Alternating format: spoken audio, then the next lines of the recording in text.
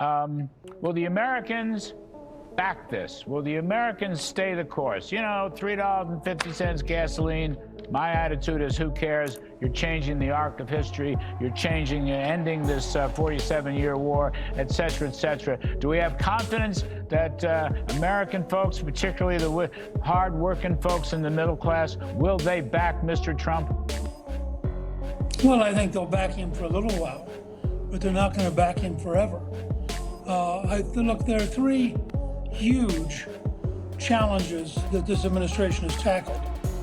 The first is that, and they should have frankly moved on this on day one, they have to keep the Strait of Hormuz open. Yes. I don't care what it costs. If they can't keep it open, this war will in fact be an American defeat before very long, because the entire world, including the American people, will react to the price of oil if the Strait stays closed very long. So I lived through this with Reagan, as you did, in the late 80s. Keeping the Strait open is the #1 job, because it buys you time for the two other jobs. The second job is, we're going to discover that the Revolutionary Guard is tougher than we thought it was, better connected, and have at least 200,000 people who are true believers, and they have no future. I mean, right. Trump can say unconditional surrender. Right. These folks know if they lose power, they have no future.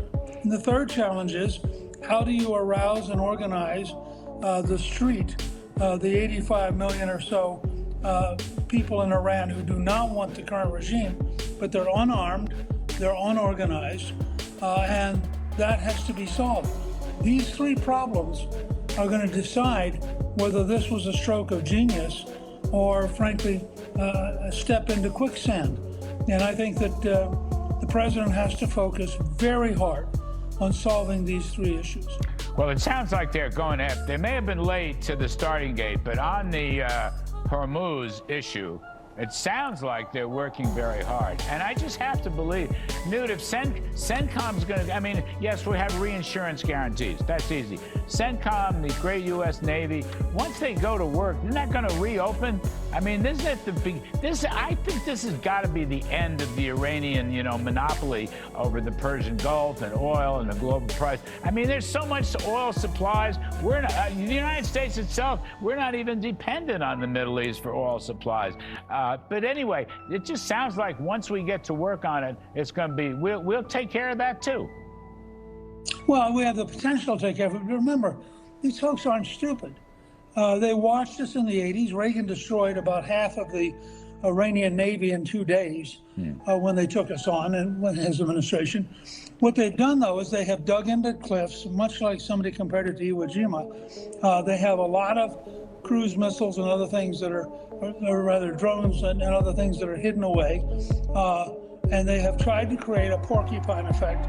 We're getting absolute control of the Straits is going to be a fight. My point would be that should have been part of day one, because if we can get the Strait open, then the world will calm down, the price of oil will collapse, and everything will be fine. But if we can't open the Strait, then I think we're on a very short time leash in terms of trying to get this thing solved. Well, the president is asking, as I understand it, for 4 or 5 weeks. He's saying perhaps we can do it sooner.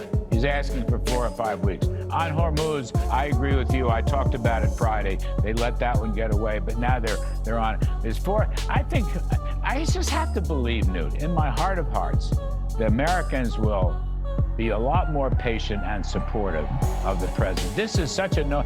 Does anybody like Iran? Is there a constituency here for terrorism and killers and all the rest of it that's gone with Iran's terrorism down through the years? They've even tried to assassinate the president. I mean, that's my hope, that folks just, they want this to succeed, and they're going to give the president a chance to do it. Look, of course they want him to succeed. Most of Americans, I think 53% currently believe he did the right thing. Remember, and you've lived through this. This is a country that lived through Vietnam, that lived through Iraq, that lived through Afghanistan. So the tendency to assume victory is not very deep right now. Yeah. The president has a chance. He's got a very smart, I think, chairman of the Joint Chiefs. And I think that they have an opportunity here. But we also should recognize this is a big country. It's got 90 million people. They've had a regime there since 1979, which has dug itself in, and defeating it is not necessarily an overnight experience. Yes. So I think the president probably has 2 or 3 weeks. Every day he can hold open the Strait of Hormuz. Every day that oil tankers go through that strait safely, he buys another week in terms of getting things done.